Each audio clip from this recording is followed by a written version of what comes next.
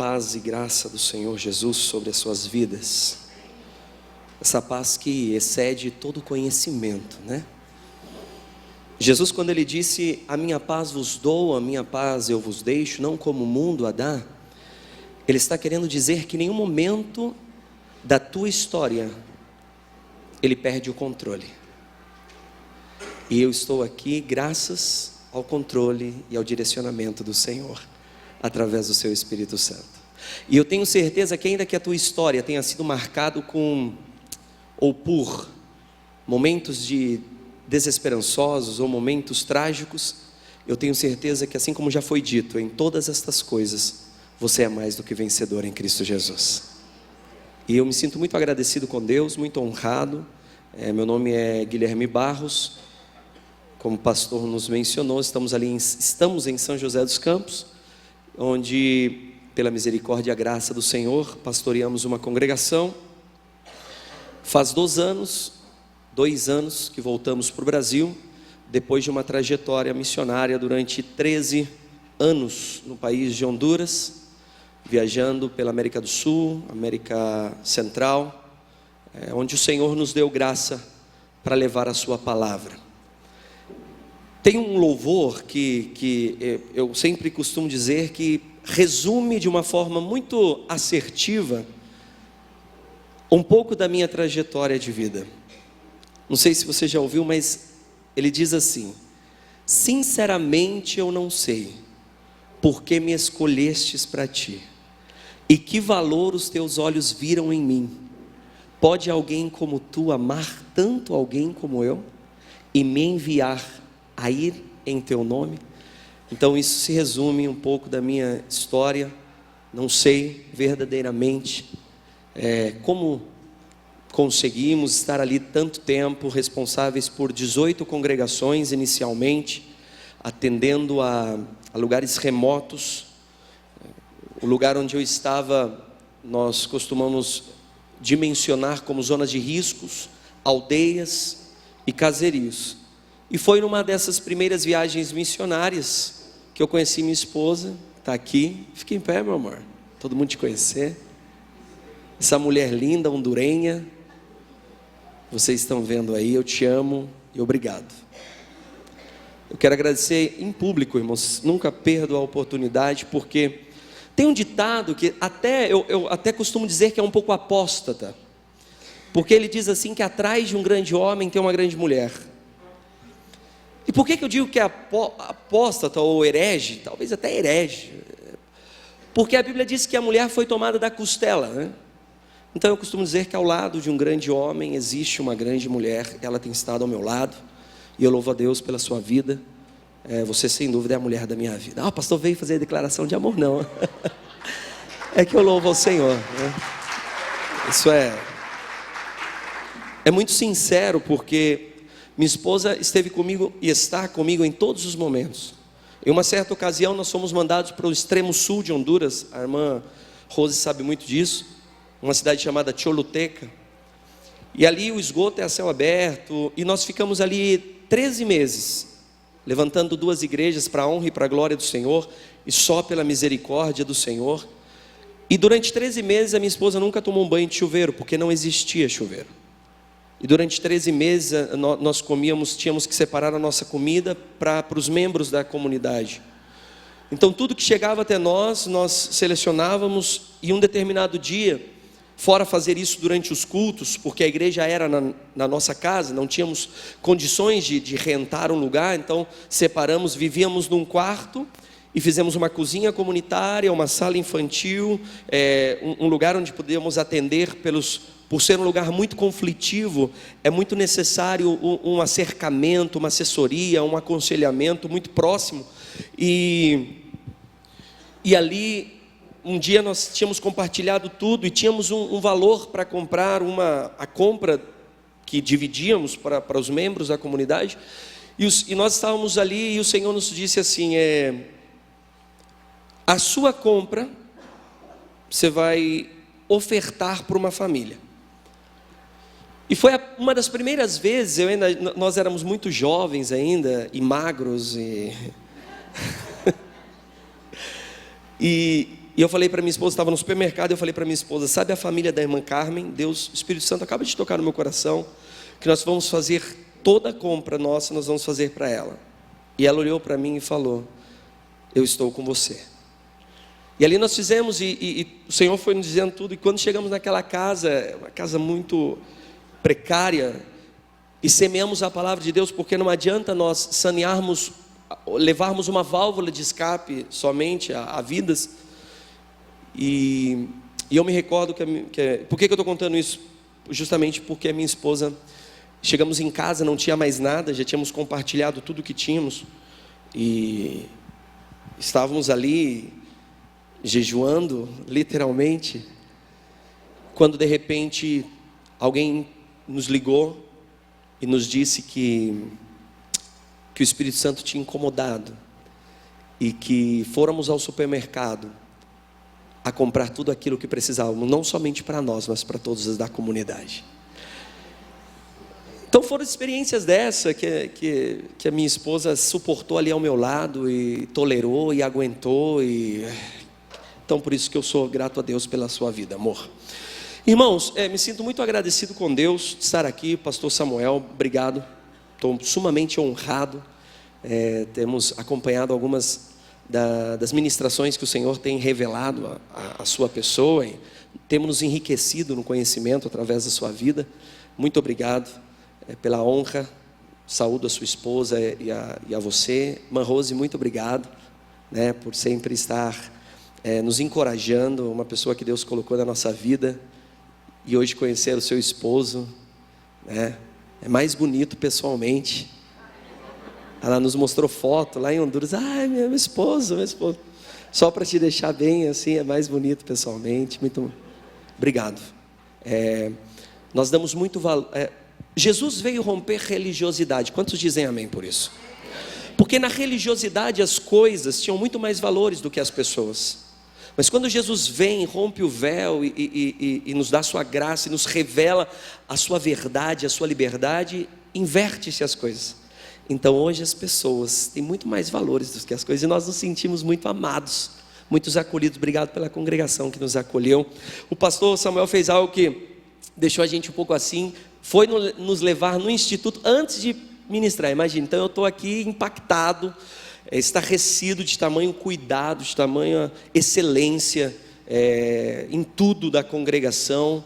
Não digo isso para a glória do homem, digo isso para que o nome do Senhor continue a ser glorificado e exaltado.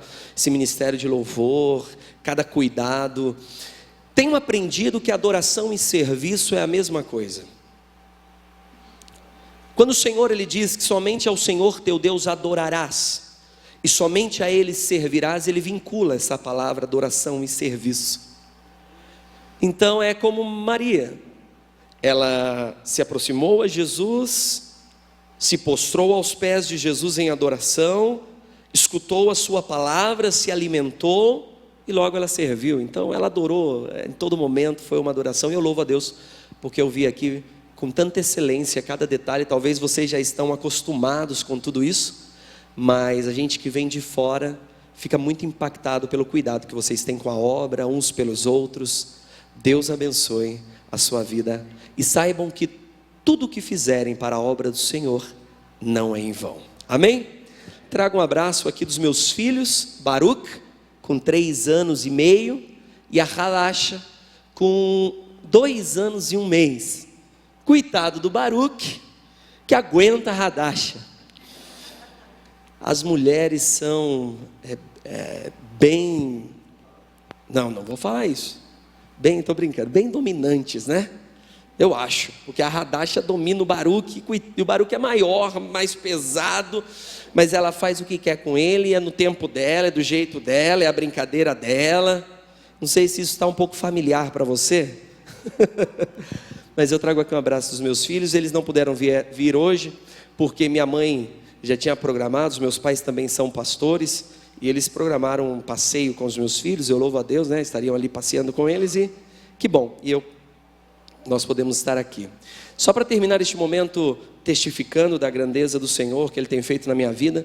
Minha esposa, ela era estéril, ela tinha um problema muito sério, procuramos muitos médicos em Honduras, até uma médica que tinha se formado na Europa, buscamos, guardávamos dinheiro, que era muito raro, mas tentávamos por aqui, fazíamos atividades, eu sempre trabalhei também, correlacionadamente, e nada, era muito frustrante, porque a gente se casou e a gente queria ter filhos de imediato, era o nosso sonho.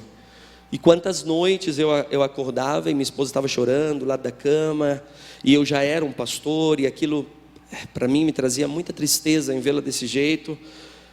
E quantos momentos ela se sentiu menosprezada, assim como Ana. Mas muitas vezes nós precisamos de uma penina, Não reclame da penina não, viu? Pode te conduzir ao propósito do Senhor.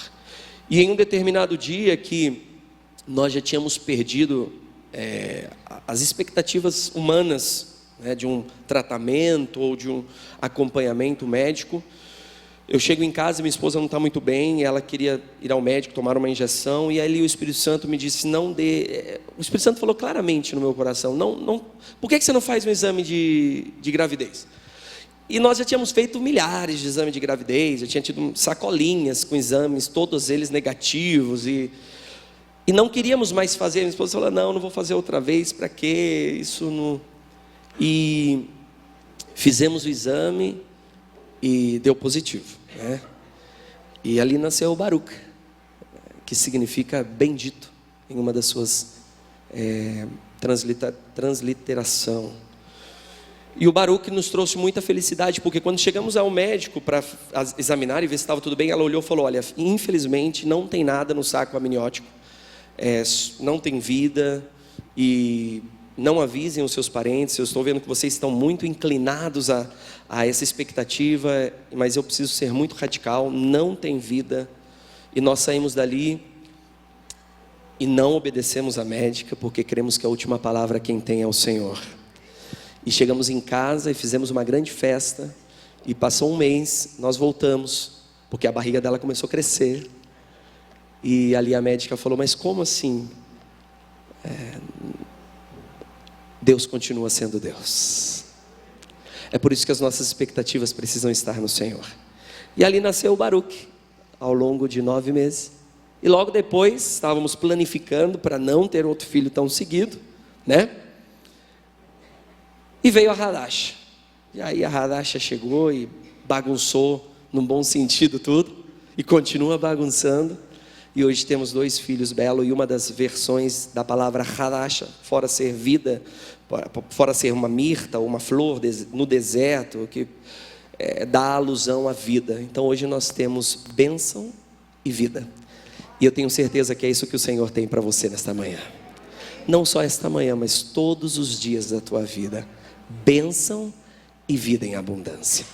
Meus queridos, depois desse longo testemunho, abre a sua Bíblia juntamente comigo.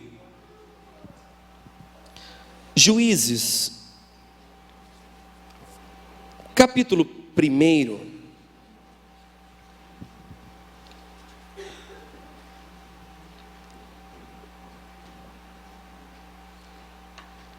Talvez nesta manhã, tudo que eu venha falar só te lembre de algumas coisas, mas se você se lembrar e permitir que o Espírito Santo proporcione você o desafio de vivê-las, estou mais do que satisfeito. Juízes capítulo 1, e vamos ler alguns versos da palavra do Senhor, a partir do versículo 1. Depois da morte de Josué, o povo de Israel consultou ao Senhor: quem será o primeiro a subir por nós para lutar com os cananeus? E o Senhor respondeu: Judá subirá, eu entreguei a terra a ele. Disse Judá a seu irmão Simão: venha comigo ao território designado para mim, para que lutemos contra o cananeu, e da mesma forma eu irei com você ao seu território. Então Simão foi com o seu irmão, e subiu Judá, e Adonai entregou os cananeus e os ferezeus, em suas mãos. Dos habitantes de Bezeque, eles mataram 10.000 homens. Versículo 5. Em Bezeque, eles encontraram a Adoni-Bezeque e lutaram contra ele. E eles mataram o Cananim, o Perezim, mas Adoni-Bezeque fugiu. Eles o perseguiram, capturando-o, coloque atenção, cortando os polegares de suas mãos e dos seus pés. Versículo 7. Adoni-Bezeque disse: 70 reis com os polegares de suas mãos e de seus pés cortados juntavam migalhas embaixo da minha mesa. Deus me pagou de acordo com o que eu fiz. Eles o trouxeram a Jerusalém e ali ele morreu. Talvez não teremos muito tempo para entrar em todas as questões geográficas todo esse povo, culturais, enfim, mas eu gostaria de trazer algo muito prático, muito simplório. Interessante que essa história narra de um rei, que era rei dos cananeus em algum momento da história, mas o que me chama a atenção é que o nome deste homem, ele se compõe de duas palavras, Adoni e Bezeque. Adoni vem da raiz hebraica Adonai, Senhor, e Bezeque vem de uma palavra, e a mais próxima que eu pude encontrar do português foi estratégia.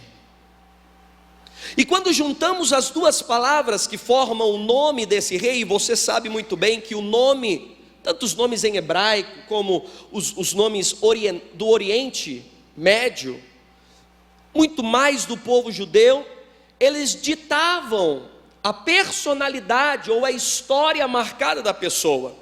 Tanto que o Senhor, quando intervia na vida de alguém, uma das primeiras coisas que Deus fazia, depois de empapá-los da sua vontade, era mudar o nome e, consequentemente, mudar o trajeto de sua história. E este homem, ele tem esse nome, Senhor das Estratégias. E é interessante porque eu não sei, pastor, se é em sentido literal ou se é uma hipérbole, mas o fato é que diz que 70 reis, eles se alimentavam das migalhas que caíam da mesa desse grande rei ou desse grande Senhor das Estratégias.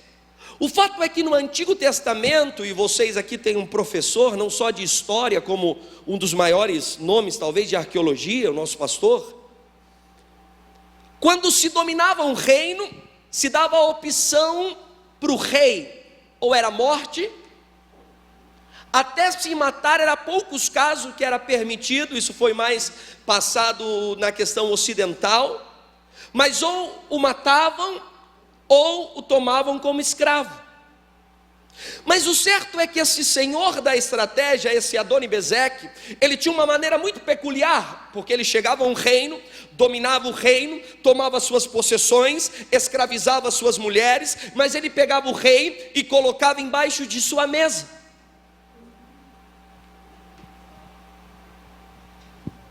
Ele ia para um outro reino, ele ia para uma nova conquista, tomava-se o reino, dominava-se o território, e pegava o rei e o colocava embaixo de sua mesa.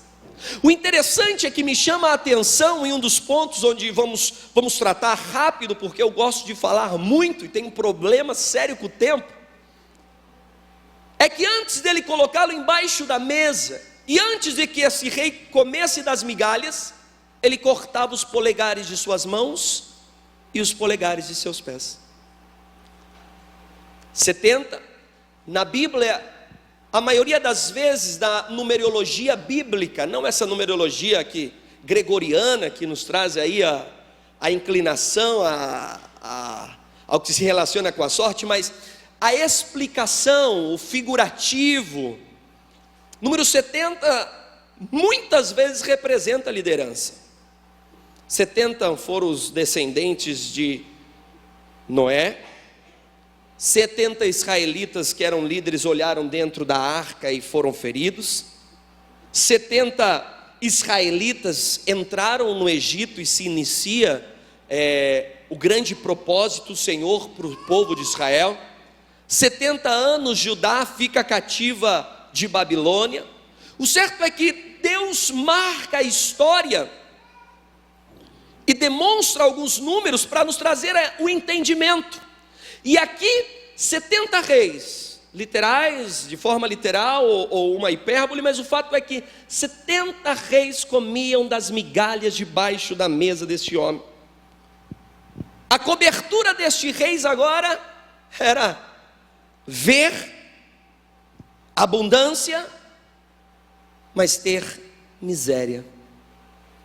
A cobertura destes reis, que antes era o poder, a autoridade, agora é desfrutar daquilo que caía no chão e que dependia de alguém. E quando eu li esta palavra e meditava nesta palavra, eu entendia que esse rei da estratégia, esse senhor da estratégia, ele verdadeiramente sabia o que ele estava fazendo, porque ao arrancar os polegares das suas mãos e de seus pés, ele conseguia gerar algumas coisas, e é sobre essas coisas que vamos compartilhar deste pensamento. A primeira coisa que este rei conseguia ao arrancar os polegares das mãos desses homens, era que ele tirava e arrancava a identidade deles. Você sabe que nos seus polegares está a mais assertiva digital que poderia existir em qualquer outro dedo. O rei estrategista, ele sabia, se eu arranco o polegar, ele vai indagar de quem ele é. Ele vai indagar de onde ele veio, com que propósito.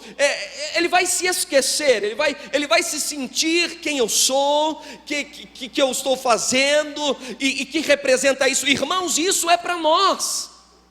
Porque quantas das vezes, irmãos, a luta que enfrentamos, as dificuldades, os desafios, as adversidades que enfrentamos, quantas das vezes o nosso adversário, que o Senhor já o venceu na cruz do Calvário e também te deu autoridade para vencê-lo, mas quantas das vezes nos esquecemos quem somos nele? Quantas vezes nos esquecemos que Ele te projetou para ter uma vida e vida em abundância? Quantas das vezes nos esquecemos que Ele tem te prometido coisas tremendas, poderosas, que ouvidos não ouviram, que ainda não desceu ao coração humano? Quantas das vezes nos projetamos naquilo em que estamos vivendo e nos esquecemos de verdadeiramente tudo que o Senhor já fez? Quantas vezes nos frustramos pelo que não temos, mas esquecemos do que o Senhor tem nos dado? Quantas das vezes nos frustramos pelas promessas que ainda não se cumpriram, mas nos esquecemos daquelas promessas que já se cumpriram? Sabe o que o inimigo ele queria fazer? Esse rei adversário queria causar: eu preciso tirar deles a identidade dele. Eles não precisam saber quem eles são, eles precisam se esquecer quem são. Nesta noite, irmãos, Deus me trouxe aqui com certeza com o propósito de dizer para a tua vida: você é real sacerdócio, você é nação santa, você é povo adquirido por Deus, e o Senhor te chamou desde lá do ventre. Ele te escolheu, te colocou por nome. E eu lembro a palavra que o Senhor falou através de Jeremias, aí a palavra foi para o povo através do profeta Jeremias, foi a seguinte: eu não sei, não está no meu esboço, mas Jeremias, o Senhor falou para ele: fala para o povo que ainda há esperança para o teu futuro. Eu não sei se você pode colocar a mão no ombro do irmão que está ao teu lado e falar: tem esperança para o teu futuro, não se preocupe, o teu futuro está nas mãos do Senhor, ainda há esperança. Pastor, mas termina por aí? Não, ele vai concluir, vai dizer assim: enxuga as lágrimas dos teus olhos, porque tem esperança para teu futuro, para a tua vida, para o teu porvir, para a tua família. Não permitamos, irmãos, que o inimigo tire a nossa identidade de sabermos quem somos em Cristo Jesus. Podem nos querer direcionar, até muitas das vezes os sentimentos podem querer nos direcionar, muitas das vezes a razão pode querer nos direcionar, mas sabe o que, irmão? Salomão, ele disse assim, o homem mais sábio que já existira na face da terra, ele disse assim: o coração do homem pode fazer muitos planos, mas a resposta final vem da boca do Senhor. Sabe, isso que você está pedindo, isso que você está esperando, você precisa ainda continuar acreditando que é o Senhor, Ele continua sendo o mesmo, e Ele foi que te escolheu, Ele foi que te levantou, Ele foi que te salvou, Ele foi que te redimiu, Ele foi que te colocou em um lugar alto. Ah, meu Deus do céu, que maravilhosa é a palavra de Deus. Ah, irmão, e eu me lembro quando o Senhor fala para Jó, porque Jó ele está esquecendo talvez quem ele era, porque ele demora 42 capítulos para se arrepender. Ele não amaldiçoa Deus como a mulher quis, mas ele amaldiçoou o dia que ele nasceu, e passa capítulo por capítulo, mas no capítulo 42 ele fala assim: eu me arrependo das cinzas e do pó. E aí o Senhor dá uma palavra para ele: ainda que o teu estado inicial tenha sido pequeno, o teu postreiro estado será muito grande. Meu irmão, eu e você não podemos nos esquecer quem somos, o potencial que Deus nos fez, o poder. Talvez o que você não logre alcançar com a tua capacidade, a glória do Senhor alcança. O que você não logre resolver, o que você não consiga resolver com as suas próprias estratégias, com os seus próprios planos, o Senhor Ele resolve. Sabe por quê? Porque Ele continua sendo onipotente, Ele continua agindo a favor dos seus servos. Aqui, irmão, eu me lembro, o Senhor faz me lembrar que houve um homem que quiseram tirar a identidade dele, Daniel. A palavra do Senhor vai dizer no capítulo 1 de Daniel, que diz assim: e mudaram o nome de Daniel e de seus amigos, mas Daniel decidiu não se contaminar. Ele decidiu não se contaminar. E em um momento da história, Daniel, ele está ali lutando, ele está guerreando, ele está clamando, e ele pede algo para Deus, aleluias. E quando ele pede aquilo para Deus, demora-se 21 dias para que acontecera. Mas em todos esses 21 dias, ele nunca se esqueceu quem ele era no Senhor. E durante esses 21 dias, ele nunca esqueceu quem era o Deus que ele servia. Irmão, eu preciso te lembrar nesta noite e reafirmar que o Deus que você serve, que o Deus que eu sirvo é perfeito. E a sua palavra vai dizer que bem sabe os pensamentos que tem ao nosso respeito, pensamentos de bem e não de mal, pensamentos de paz. Amado irmão, Daniel, ele não se esqueceu. Mas por que demorou tanto? Quando chega o anjo falar com Daniel, fala assim para ele: desde o primeiro dia a tua oração foi escutada. Sabe o que eu quero dizer para você, irmão? Desde o primeiro dia que você tem clamado por isso, eu não sei o que você talvez tenha clamado, mas desde o primeiro dia Deus ouviu sua oração. Daniel não se contaminou. Daniel, ele tinha muita certeza de quem ele era, de quem era o Deus que ele servia. E eu me recordo que uma das pregações do pastor Samuel foi: quem diz vós que eu sou? Não sei se você se lembra. E quando eu estava meditando nessa palavra, é interessante porque quem dizes vós que eu sou? Jesus faz essa pergunta para os discípulos, porque Jesus primeiro faz a pergunta para eles: quem que dizem que o de fora que eu sou? Aí um diz assim: um diz que você é Elias, outros dizem que você é um profeta. E aí ele se sente, e o pastor Samuel na pregação dele vai falar sobre o relacionamento. Todo mundo tem algo a dizer que quem é Jesus, e aí ele traz um estudo sobre vários outros, né? Mas é interessante, irmão, que ele olha para os discípulos e fala assim: quem dizem vós que eu sou? E aí em Mateus capítulo 16, versículo 16, Pedro vai dizer assim: tu és o Cristo, Filho do Deus vivo, tu és ungido de Deus. Ele sabia muito bem quem era o Senhor. E aí nós vamos ver em Mateus capítulo 2, versículo 2, que os magos disseram, quando eles chegaram seguindo a estrela de Bethlehem, eles chegaram ali e perguntaram: onde está o rei e onde está o Senhor, para que viemos o adorar? Onde está o rei e onde está o Deus? Irmão, eu não sei se você sabe, ou se você tem dito ao Senhor em algum momento: Senhor, tu és meu rei, tu és o meu Deus, tu és o meu Senhor. Eu quero te convidar para eu e você vivermos o governo de Deus. Nós somos ditados não pelo que passa no mundo, não pelas crises políticas ou econômicas ou sociais. O que dita as nossas vidas é a palavra que provém do trono de Deus, e a palavra que tem provido do trono do Senhor Jesus. Aqueles reis magos, interessante, pastor, só aqui abrindo um parênteses, eu gosto de falar demais, né, irmão? Misericórdia.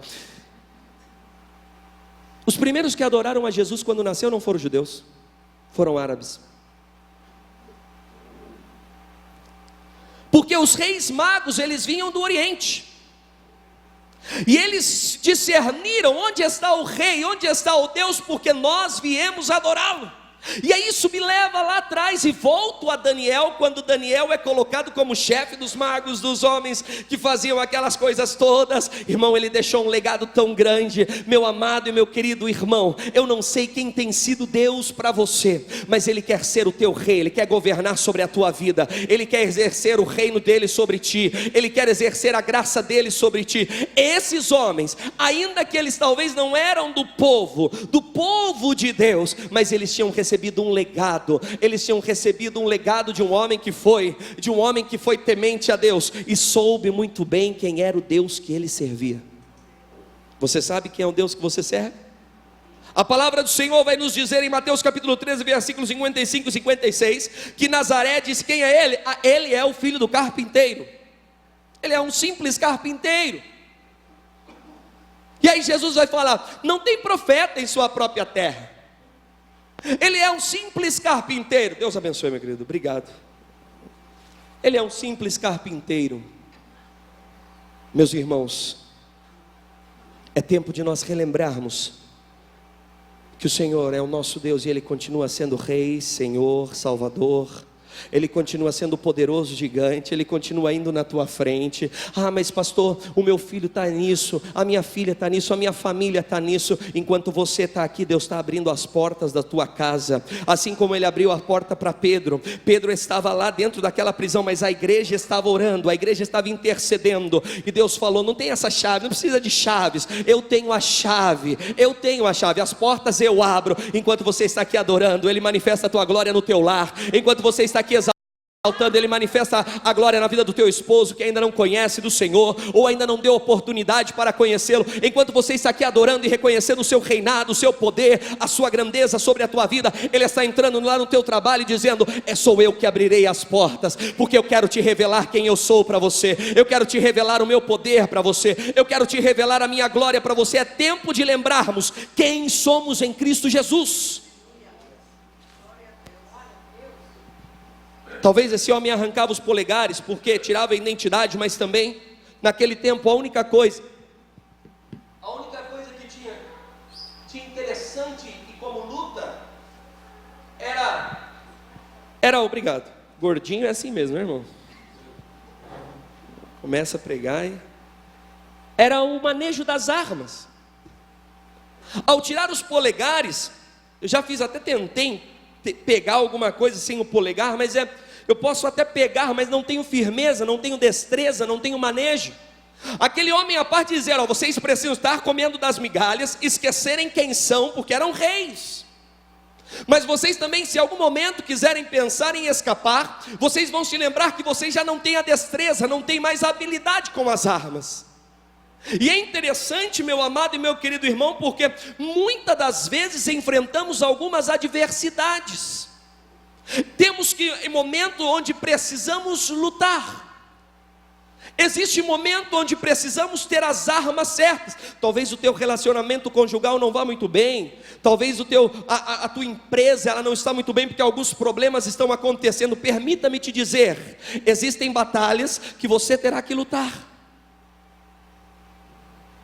Existem batalhas que você vai ter que entender que nós não temos luta contra sangue nem carne, senão contra potestade, contra governadores, contra principados. Amado e meu querido irmão, tudo que foi feito pela palavra, e essa palavra que está nos teus lábios, e essa palavra que Deus colocou na tua boca e na minha boca. É tempo, irmão, de começarmos a entender: existem batalhas que vamos ter que enfrentar, e vamos ter que lutar com as armas certas.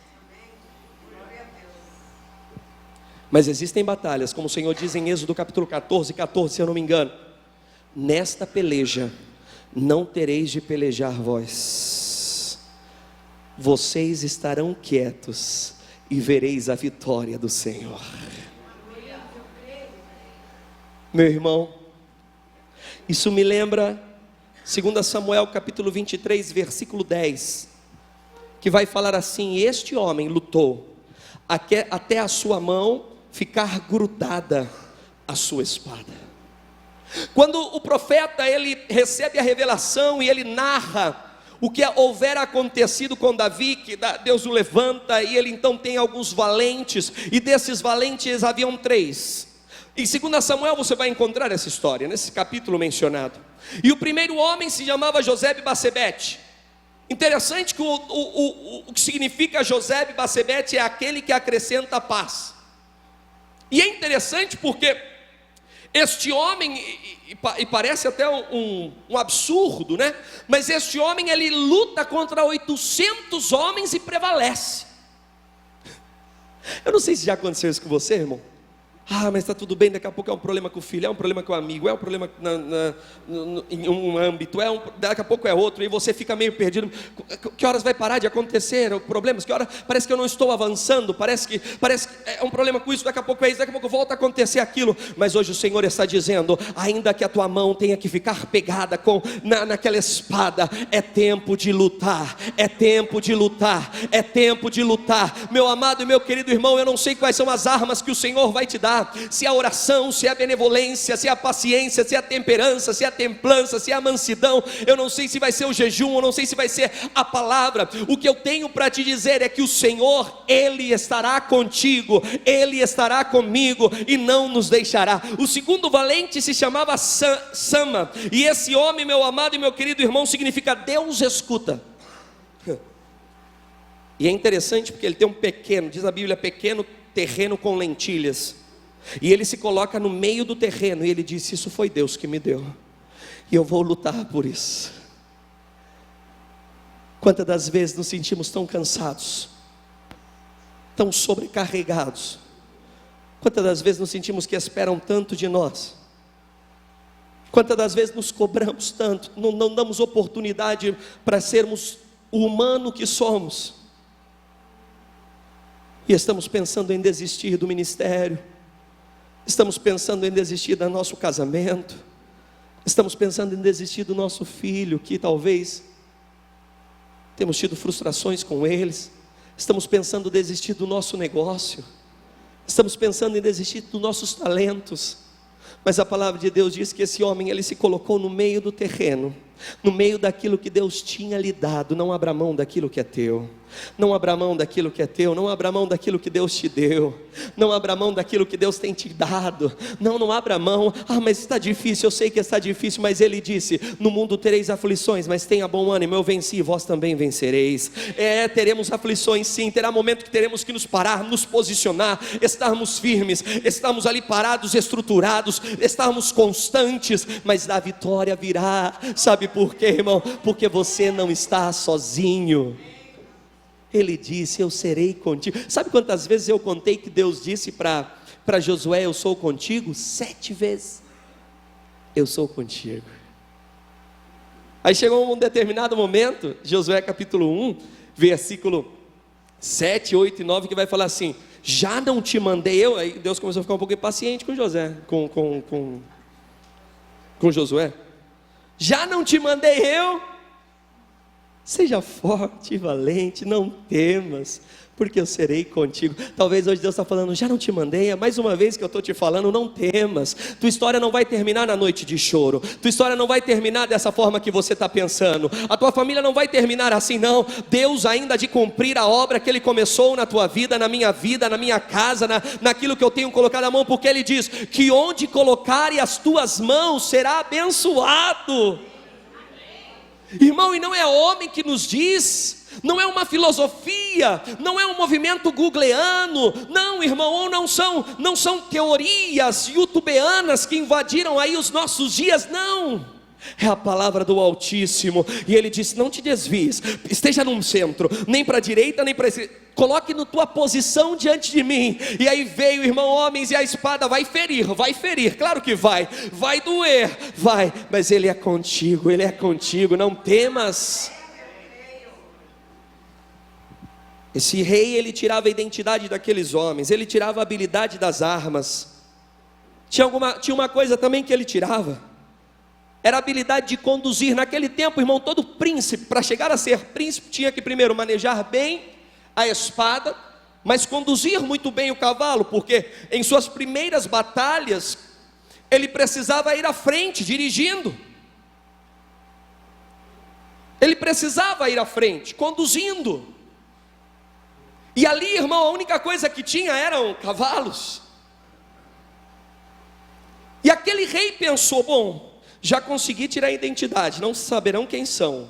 Já consegui tirar a facilidade ou a habilidade com as armas, não terão como lutar. Agora eu vou tirar também a direção da vida deles. E acontece que a palavra do Senhor vai nos dizer está em 2 Samuel capítulo 15, versículo 1, que Absalão, ele se equipou de carroças e carruagens, e ia pela estrada que dava ao portal da cidade, para ali fazer um complô contra o seu próprio pai. Ninguém julga a sua causa. Olha, se eu sou o juiz, eu vou julgar, fica tranquilo. Ele estava sendo dirigido, mas não estava sendo dirigido pelo Espírito. Infelizmente foi as 4 consequências, uma das 4 consequências que Davi sofre.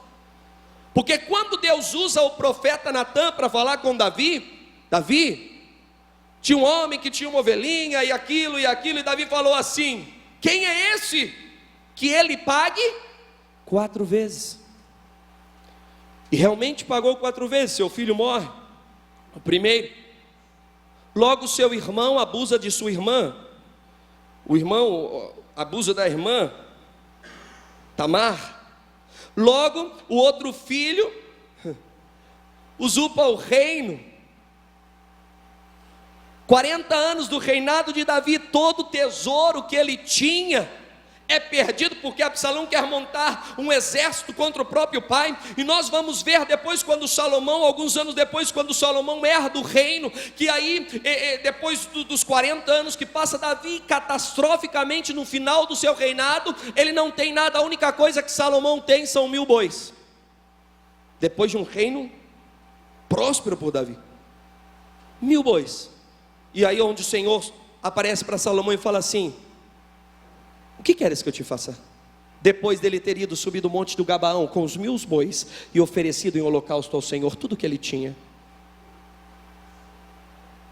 Esse homem, Absalão, ele já não estava sendo mais dirigido pelo Deus do seu pai. Ele não estava sendo mais dirigido pelo Espírito, que nos dá o consolo, mas também que nos revela todas as coisas. Irmão, que triste quando nós começamos a ser dirigidos, volto a dizer, pelos sentimentos, pelas emoções, pelos momentos.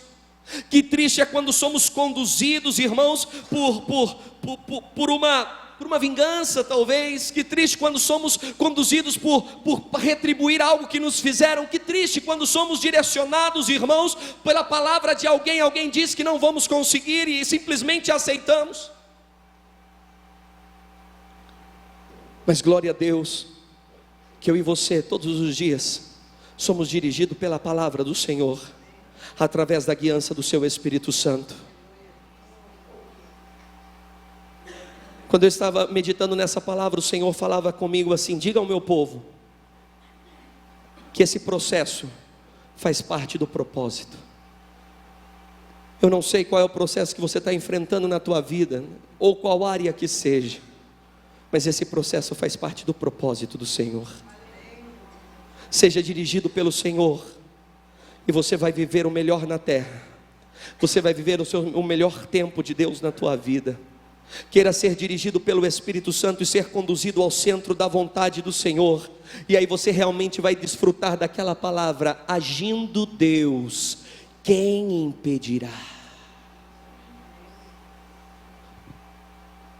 Precisamos ser dirigidos pelo Senhor, nem pelos nossos achismos. Muitas vezes achamos isso, achamos aquilo, e aí o Senhor me levava a 3 motivos pela qual muitas das vezes a porta se fecha. A palavra vai dizer em Gênesis que, e entrando Noé dentro da arca, o anjo do Senhor selou a porta, fechou a porta. Irmão, tem muitas portas que vão se fechar, porque Deus está te preservando. Ah, mas por que essa porta não ficou aberta? Ah, mas por que aquela porta que eu estava esperando não aconteceu? Ah, por que aquilo que eu estava tanto querendo por que Deus não me ouviu? Por que Ele te ouviu sim? Mas o que acontece é que existem portas que vão se fechar quando você é guiado pelo Espírito Santo, é conduzido pelo poder da palavra do Senhor, que vai ser para te preservar e te conduzir a viver grandes coisas. Ah, mas essa porta que eu queria, essa porta Deus fechou? Talvez Ele esteja te preservando. A Bíblia vai falar num dos evangelhos o seguinte: entra tu ao aposento, e quando vais orar, a Bíblia vai dizer assim, né? Quando vais orar, entra no teu aposento, e fechada a porta, fala com teu pai em segredo, porque ele vai te recompensar em público. Irmãos, existem momentos que a porta se fecha, é Deus dizendo assim: lembra um pouquinho mais de mim, vai. Dedica um pouquinho mais de tempo para mim, me ama um pouco mais, me adora um pouco mais, volta ao primeiro amor, volta às primeiras obras, volta a ter intimidade comigo. Amados irmãos, existem portas que se fecham, não é para o fracasso, é para voltarmos ao tempo da intimidade com Deus. Mas existem portas que se fecham, vai dizer o evangelho de Lucas, vai dizer assim que Lázaro foi colocado na tumba e selaram a porta da tumba com uma pedra, tanto que foi selada com uma pedra pelos homens, e a pedra foi retirada pelos homens.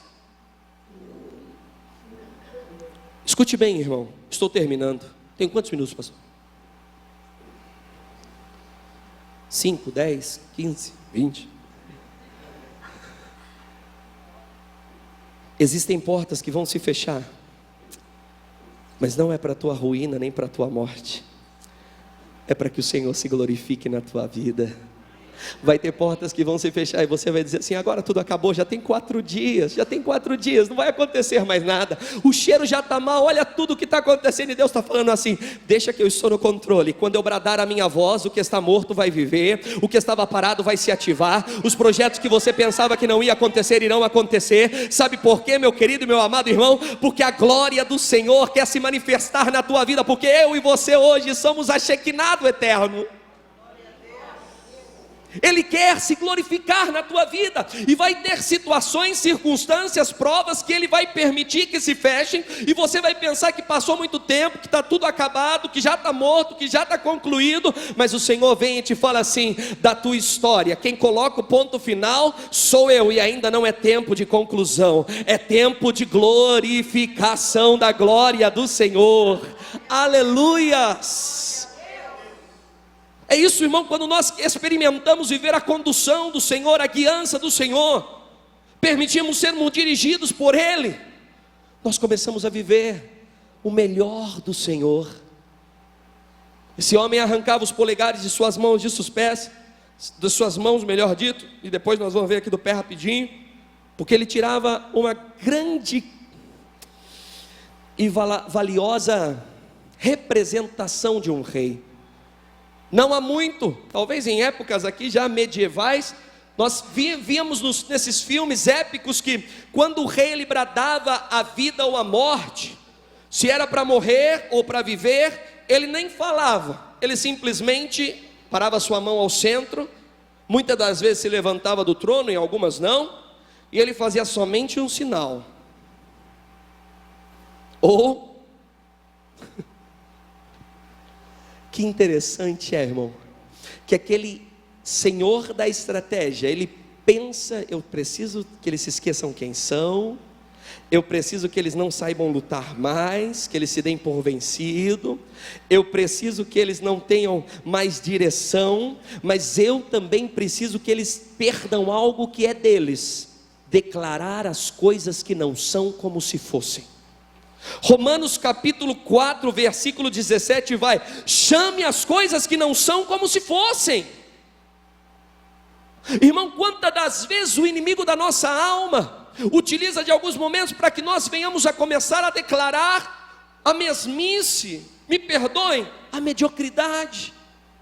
a frustração, começamos a declarar pelas palavras: é verdade, eu não vou conseguir, é verdade, isso daqui não vai acontecer, é verdade, não tem mais jeito, é verdade, agora eu preciso parar mesmo, é verdade, agora eu preciso voltar lá para onde eu nunca tinha que ter saído, é verdade isso, começamos a declarar. Irmão, o Senhor te chamou, a mim e a você, Ele nos deu uma palavra, e diz a palavra do Senhor, que é momento de começarmos a chamar o que não é como se fora, é momento de começarmos a declarar, é momento de começarmos a confessar. Eu não sei o que talvez tenha dominado a tua vida a tal ponto de você querer se dar por vencido, e você querer se dar por declarou já a falência para a tua vida, o teu negócio ou a tua casa, enfim, qualquer área que seja, mas o Senhor está dizendo: ei, eu não me esqueci de você, e ainda há tempo para você começar a declarar. Declara vida sobre aquilo que está morto, declara paz sobre aquilo que está em turbulência, declara prosperidade sobre aquilo que talvez está em mediocridade. Mas é tempo, irmão, de desfrutarmos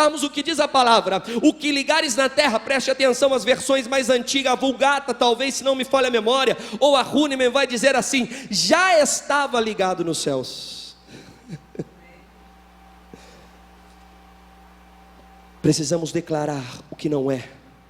O que está faltando na tua casa, na tua vida, na tua história? Comece a declará-lo. Comece a declará-lo. Chegue diante da presença do Senhor.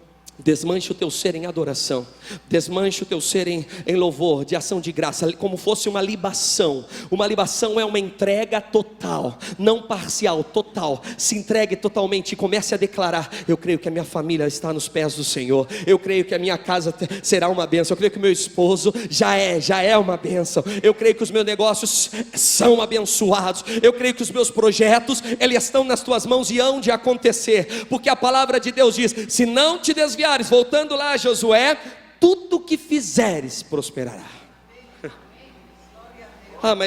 Mas isso eu não sei como que vai fazer. Deus sabe como vai fazer. Mas isso não tem nem como acontecer. Deus sabe como Ele vai fazer acontecer. E para terminar,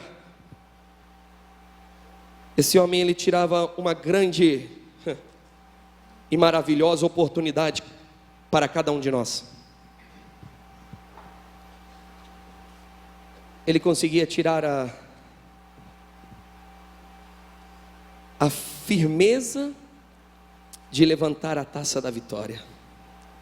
Se lembram quando os reis, eles comemoravam? Se lembram quando os reis, eles brindavam a vitória, eles levantavam e diziam assim: viva o rei, viva o rei. Talvez não eram nessas, dentro desse contexto, mas eram, porque a Bíblia vai dizer se eu não me engano, em Jeremias, vai dizer: levantai as taças cheias, porque diante de ti tenho colocado taças cheias para que a levantem. Muitas das vezes, irmãos, estamos assim. Nos falta levantar a taça da vitória e dizer: não, se Ele é por mim, quem será contra mim?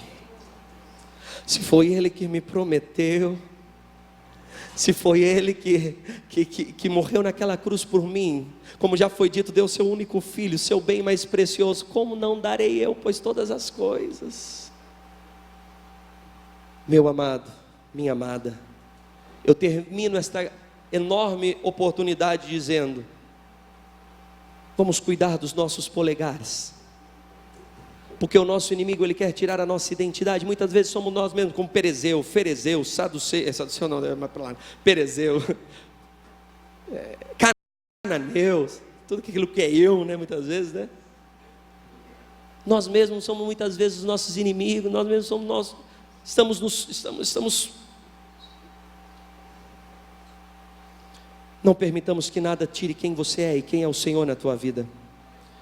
Não permitamos que muitas das vezes que tenhamos que lutar, você tem as armas para lutar e tem as habilidades para fazê-lo.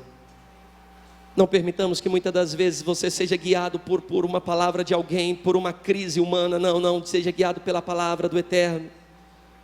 Não permitamos que Ele venha tirar de nós o decreto, porque a palavra de Deus diz que em nossos lábios serve tanto para abençoar,